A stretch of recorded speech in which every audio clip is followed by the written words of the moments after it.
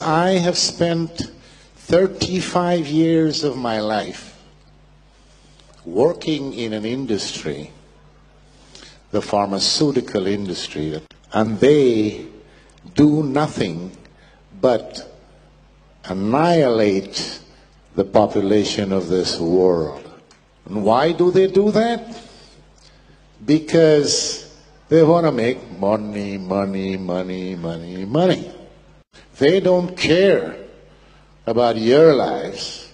They only care about their wallets. My hands are just as dirty as these people.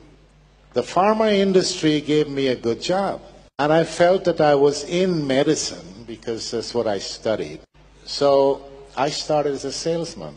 And as I moved up in my career, where I eventually became a director for a company in Sweden, the affiliate company of one of the largest and most evil pharma corporations in the world, Eli Lilly and Company, because I was part of the evil. I had a career. I did a lot of bad things.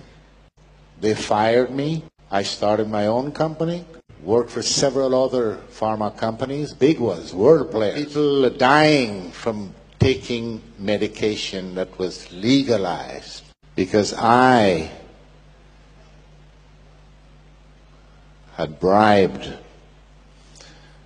the Swedish government to get the Sulaso for Prozac in Sweden.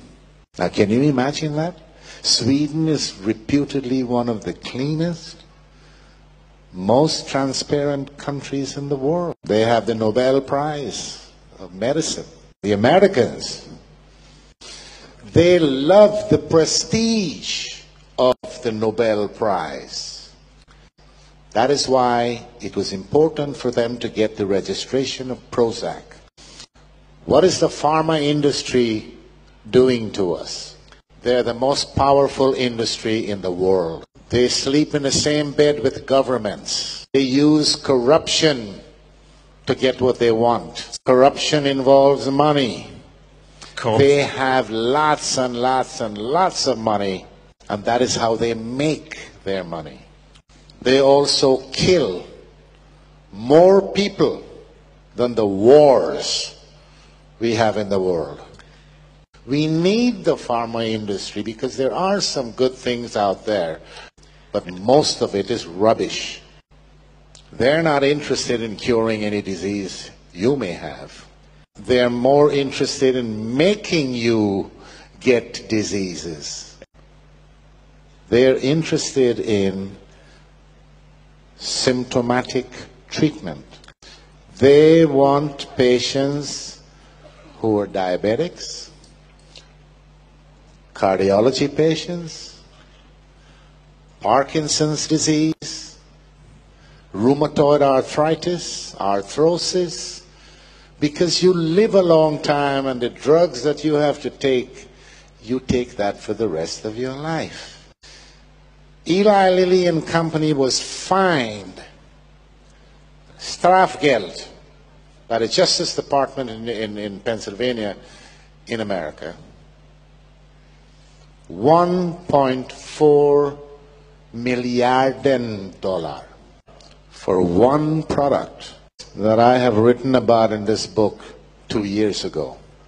That product was used to treat, it was a neuroleptic, a psychodrug that was approved to be used on schizophrenics. So this company wasn't satisfied with that. They went and sold the drug to old people's home because they say it wouldn't cost so much to be there in this home because you give them this pill and the old people will sleep. So the workers wouldn't have any problems at night. But what they didn't figure on was that this drug had the side effects, which, by the way, before it came out, they had hidden under the table the clinical results of these side effects. A lot of people died of heart failure, kidney problems, and whatever. The patients that received this drug, it's called Zyprexa, also got diabetes. And who is the largest diabetes medication producer in the world? Eli Lilly and Company. Speculating. So they were taken to court and they were fined. It's the largest strafgeld in the history of the nation. Now there are a couple of other companies that were fined heavily for other drugs in the pharma industry. And these are huge companies. But it never came out. You know why? Because the press works also with the pharma industry just like the government does. The pharma companies use the media to implant its dirty work on you. Don't take for granted what your doctor is telling you, because the doctors these days, they don't know much about medicine. And they don't care much about their patients. They think about how much they can get paid. And this is how the pharma industry reigns, stays in power. They buy the doctors. They pick them up when they're in medical school, pay their tuition, Die Konzerne train them. Because the doctors don't get information from anywhere else except the pharma industry. And I know, because when I was a salesman, the pharma company used to tell me, never talk side effects. They taught us something called FAB, F-A-B, features, advantages, and benefits. I also know that they hide the dangerous side effects, because I was in charge of a clinical study for Fluctine or Prozac. When the doctors came rushing into my office one day because we were running a small trial in one of the largest hospitals in Stockholm. Yes. The first week they started the trial, 2 of the patients tried to commit suicide. And this is a major side effect of these psychotropic drugs. They call them the SSRIs, serotonin, selective serotonin reuptake inhibitor. The pharma industry, by law, is not obliged to give out information like that. Have you guys heard of ADHS or ADHD?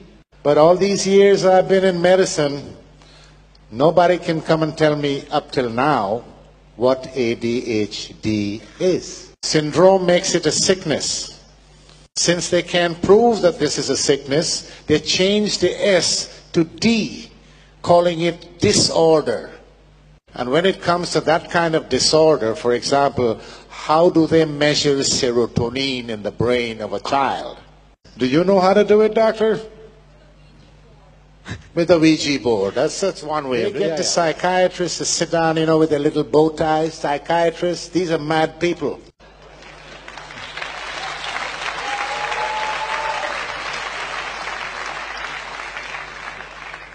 They sit every year, and they sit in a room, and they make up what they call the Bible for psychiatry, the DSM.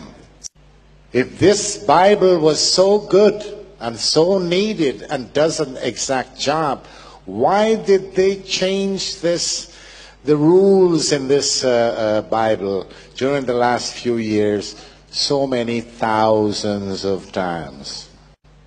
So they're targeting the children. They're calling these new fancy diseases, they're targeting them with these drugs. Stratera, Prozac, Ritalin, Paxil, Zoloft. I don't know about you guys in here, but that's not going to happen to my kid. Never, never.